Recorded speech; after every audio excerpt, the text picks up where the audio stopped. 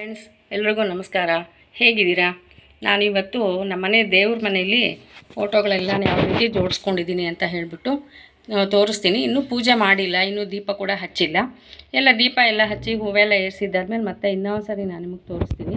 ಈಗ ಫಸ್ಟು ಯಾವ್ಯಾವ ದೇವ್ರ ಫೋಟೋ ಇದೆ ಅಂತ ತೋರಿಸ್ತೀನಿ. ನೋಡಿ, ಇದು ಬಂದುಬಿಟ್ಟು ಫೋಟೋ ಗೊತ್ತಿರುತ್ತೆ ನಿಮಗೆಲ್ಲ, ವೆಂಕಟರಮಣ ಸ್ವಾಮಿ ಪದ್ಮಾವತಿ ಫೋಟೋ. ಇದು ಬಂದುಬಿಟ್ಟು ಇದು ಶ್ರೀನಿವಾಸ ಕಲ್ಯಾಣದ ಫೋಟೋ. ಇಲ್ಲಿ ಆಂಜನೇಯ ಸ್ವಾಮಿ ಫೋಟೋ. ಇಲ್ಲಿ ರಾಘವೇಂದ್ರ ಸ್ವಾಮಿ ವಿಗ್ರಹ, ಸಾಯಿಬಾಬಾ ವಿಗ್ರಹ. ಇದು ಬಂದು ರಾಘವೇಂದ್ರ ಸ್ವಾಮಿ ಪಾದುಕೆಗಳು. ಆಮೇಲೆ ಇಲ್ಲಿ ಬಂದು ಲಕ್ಷ್ಮೀ ಭೂವರ ಸ್ವಾಮಿ. ಮೊನ್ನೆ ನಾವು ಕಲ್ಲಳ್ಳಿಗೆ ಹೋಗಿದ್ವಿ, ಆವಾಗ ಅಲ್ಲಿ ಹೋದಾಗ ತೊಗೊಂಬಂದಿರೋ ಅಂಥ ಫೋಟೋನು. ಮತ್ತು ಅಲ್ಲಿ ಪೂಜೆ ಮಾಡೋಕ್ಕೆ ಅಂತಂದೇಳಿ, ಮನೆ ಕಟ್ಟೋಕ್ಕೆ ಅಂತಂದೇಳಿ ಮಣ್ಣು ಕೊಟ್ಟಿದ್ರು. ಅದನ್ನು ಅರ್ಶಿನದ ಬಟ್ಟೆ ಮಾಡಿ ಅದನ್ನು ದೇವ್ರ ಮುಂದೆ ಇಟ್ಟು ಪೂಜೆ ಮಾಡಿ ಅಂತ ಹೇಳಿದ್ರು. ಅದಕ್ಕೋಸ್ಕರ ಅದನ್ನು ಕೂಡ ಇಟ್ಟಿದ್ದೀನಿ. ಆಮೇಲೆ ಇಲ್ಲಿ ಬಂದು ನೋಡಿ ರಾಘವೇಂದ್ರ ಸ್ವಾಮಿ ಫೋಟೋ ಇದೆ. ಆಮೇಲೆ ಇಲ್ಲಿ ಬಂದುಬಿಟ್ಟು ಪಾರ್ವತಿ ಪರಮೇಶ್ವರನ ಫೋಟೋ.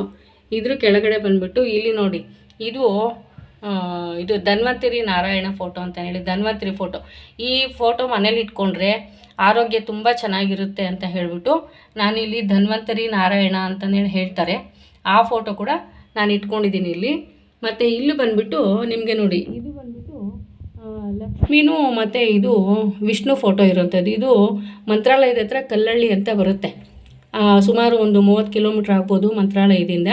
ಅಲ್ಲಿ ಬಂದು ಇಲ್ಲಿ ಲಕ್ಷ್ಮೀ ನಾರಾಯಣರು ಇಬ್ಬರು ಕೂಡ ಉದ್ಭವ ಆಗಿರೋವಂಥ ದೇವರು. ಇಲ್ಲಿ ಲಕ್ಷ್ಮೀ ಸಾಣೆಕಲ್ಲು ಅಂತಂದರೆ ಈ ಗಂಧದ ಕಲ್ಲು ಅಂತಾರಲ್ಲ, ಅದ್ರ ಮೇಲೆ ನಿಂತಿರೋ ಅಂಥ ಒಂದು ಮಹಾಲಕ್ಷ್ಮಿ ಮತ್ತು ಮಹಾವಿಷ್ಣು ಇಬ್ಬರೂ ಕೂಡ ಇಲ್ಲಿ ಕಲ್ಲಳ್ಳಿನಲ್ಲಿ ನಿಂತಿರೋ ಅಂಥ ದೇವರು. ತುಂಬ ಸತ್ಯವಾದ ದೇವರು.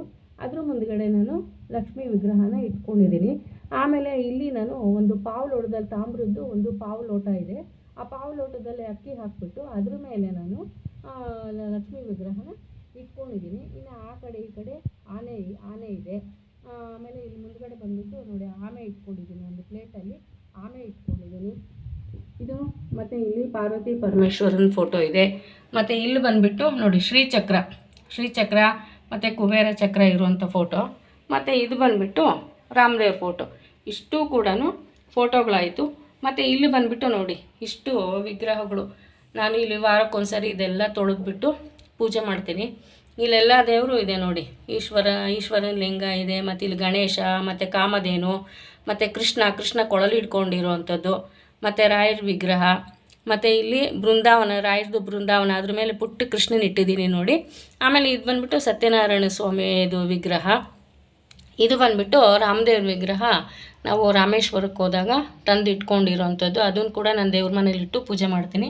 ಇಲ್ಲೂ ಅಷ್ಟೇ ರಾಧಾಕೃಷ್ಣ ಇದ್ದಾರೆ ನೋಡಿ. ಆಮೇಲೆ ಉಡುಪಿ ಕೃಷ್ಣ, ಕಡ್ಗೋಲು ಎಲ್ಲ ಕೂಡ ನಾನು ಇಟ್ಕೊಂಡಿದ್ದೀನಿ. ಇದಕ್ಕೆಲ್ಲ ನಾನು ಪ್ರತಿದಿನ ವಾರಕ್ಕೊಂದ್ಸರಿ ಎಲ್ಲನೂ ದೇವ್ರ ಮನೆ ಕ್ಲೀನ್ ಮಾಡಿಕೊಂಡು, ಇನ್ನೂ ನಾನು ಪೂಜೆ ಮಾಡಿಲ್ಲ ನೋಡಿ. ಪೂಜೆ ಮಾಡಿದ್ದಾದಮೇಲೆ ನಿಮಗೆ ಇನ್ನೂ ಸರಿ ನಾನು ನಿಮಗೆ ವಿಡಿಯೋ ಹಾಕಿ ತೋರಿಸ್ತೀನಿ.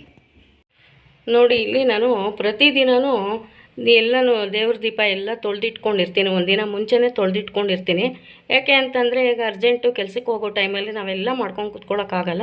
ಅದಕ್ಕೋಸ್ಕರ ಈ ಥರ ಎಲ್ಲ ತೊಳೆದಿಟ್ಕೊಂಡು ನಾನು ದೀಪ ಹಚ್ಚಬೇಕಾದ್ರೆ ಬತ್ತಿ ಎಲ್ಲನೂ ಹಾಕಿ, ತುಪ್ಪ ಬತ್ತಿ ಎಲ್ಲ ಹಾಕ್ಕೊಂಡು ರಾತ್ರಿನೇ ಹಾಕಿಟ್ಕೊಂಡ್ಬಿಡ್ತೀನಿ.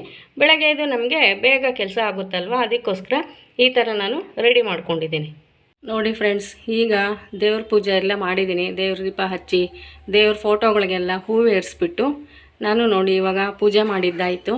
ಮತ್ತು ಇಲ್ಲಿ ನಾನು ನಿಮ್ಗೆ ಹೇಳೋದು ಮರ್ತೋದೆ, ಒಂದು ತಾಮ್ರದ ತಮ್ಗೆ ಒಳಗೆ ನೀರು ತುಂಬಿ ಪ್ರತಿದಿನವೂ ಅಷ್ಟೇ ನೀವು ಪೂಜೆ ಮಾಡಬೇಕಾದ್ರೆ ಒಂದು ತಾಮ್ರದ ತಮ್ಗೆ ಒಳಗೆ ನೀರು ತುಂಬಿಸ್ಬಿಟ್ಟು ಅದರಲ್ಲಿ ಒಂದೆರಡು ತುಳಸಿ ದಳ ಹಾಕ್ಬಿಟ್ರೆ ಮನೆ ಯಾವಾಗಲೂ ಸಮೃದ್ಧಿ ಆಗಿರುತ್ತೆ ಅಂತ ಹೇಳ್ತಾರೆ. ಸುಖ ಶಾಂತಿ ನೆಮ್ಮದಿ ಎಲ್ಲನೂ ಇರುತ್ತೆ ಅಂತ ಹೇಳ್ತಾರೆ.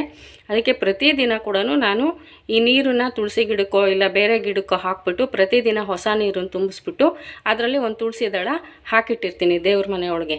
ಈಗ ನೋಡಿ ಎಲ್ಲ ದೇವ್ರಿಗೆಲ್ಲನೂ ಹೂವೇರಿಸ್ಬಿಟ್ಟು ನಾನು ನೋಡಿ ಎಲ್ಲ ದೇವ್ರ ಮುಂದೆನೂ ನಾನು ಪ್ರತಿದಿನವೂ ನಾನು ದೀಪ ಹಚ್ಚಿದ್ದೀನಿ. ನೋಡಿ ಇಲ್ಲೊಂದು ದೀಪ ಹಚ್ಚಿದ್ದೀನಿ. ಮತ್ತು ಇಲ್ಲಿ ಭೂವರ ಸ್ವಾಮಿ ಹತ್ರ ನೋಡಿ ಇಲ್ಲಿ ಒಂದು ದೀಪ ಹಚ್ಚಿದ್ದೀನಿ. ಇಲ್ಲಿ ವಿಗ್ರಹಗಳೆಲ್ಲ ಜೋಡಿಸ್ಕೊಂಡಿದ್ದೀನಲ್ಲ, ಇಲ್ಲಿ ಒಂದು ದೀಪ ಹಚ್ಚಿದ್ದೀನಿ. ಮತ್ತು ಇಲ್ಲಿ ಲಕ್ಷ್ಮೀನಾರಾಯಣ ಫೋಟೋ ನಿಮಗೆ ತೋರಿಸಿದ್ನಲ್ಲ, ಅಲ್ಲಿ ಕೂಡ ನಾನು ದೀಪ ಹಚ್ಚಿದ್ದೀನಿ. ಪ್ರತಿದಿನ ಕೂಡ ನಾನು 4 ಜೊತೆ ಎಲ್ಲ ದೇವ್ರ ಹತ್ರನೂ ದೀಪ ಹಚ್ಚಿಬಿಟ್ಟು ಹೂವೆಲ್ಲ ಏರಿಸಿ ನಾನು ಪ್ರತಿದಿನವೂ ಈ ಥರ ನಾನು ಪೂಜೆ ಮಾಡ್ತೀನಿ. ಈ ಥರ ನೋಡಿ ನೀವು ಕೂಡ ಅಷ್ಟೇ ಮನೆಯಲ್ಲಿ ನಾವು ಎಷ್ಟು ದೀಪ ಹಚ್ಚುತ್ತೀವೋ ಅಷ್ಟು ಒಳ್ಳೆಯದು ಅಂತ ಹೇಳ್ತಾರೆ. ಅದಕ್ಕೋಸ್ಕರ ನಾನು ಪ್ರತಿದಿನವೂ ಈ ಥರ ನಾನು ನಮ್ಮ ಮನೆ ದೇವ್ರ ಮನೆಯಲ್ಲಿ ನಾನು ಪೂಜೆ ಮಾಡ್ಕೊತೀನಿ. ನಮ್ಮನೆ ದೇವ್ರ ಮನೆಯದು ನಿಮ್ಮ ಮನೆ ಪೂಜೆ ಎಲ್ಲನೂ ಇಷ್ಟ ಆಯಿತು ಅಂತಂದರೆ ಒಂದು ಲೈಕ್ ಮಾಡಿ, ಶೇರ್ ಮಾಡಿ. ಮತ್ತು ನೀವು ಕೂಡ ದೇವ್ರ ಪೂಜೆ ಮಾಡಿದಷ್ಟು ನಿಮಗೂ ಕೂಡ ಒಳ್ಳೆಯದಾಗುತ್ತೆ. ನೀವು ಇನ್ನೂ ಚೆನ್ನಾಗಿ ಮಾಡಿ ಅಂತ ನಾನು ಹೇಳ್ತೀನಿ.